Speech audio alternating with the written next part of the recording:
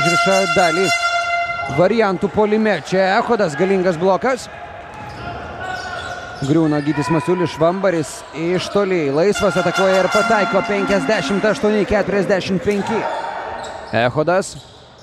Iš karto gavęs kamuolį patogioje situacijoje. Šaulį Paulius Valinskas, kuris gali sėkmingai gintis. Kristupas Žemaitis gauna kamuolį iš Echodo. Jo dėjimas iš viršaus.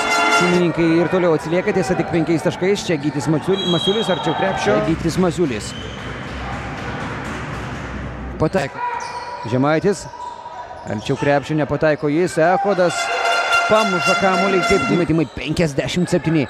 Metė 21 kartą ir pataikė 12 baudos metimų. Čia Žemaitis. Lingelį vaikosi Velička, o Echodas sako, štai taip per mano pamainą vyksta tokie gynybiniai procesai. Valinskas atšokęs atakuoja ir pataiko 5. Valinskas atmeta kamuolį Veličkai, šis iš toli prieš tai prametęs daug metimų, o dabar pataiko. Šeimininkai taip pat atsilieka 7 taškais. Čia Žemaitis iš labai toli meta ir pataiko. Oho!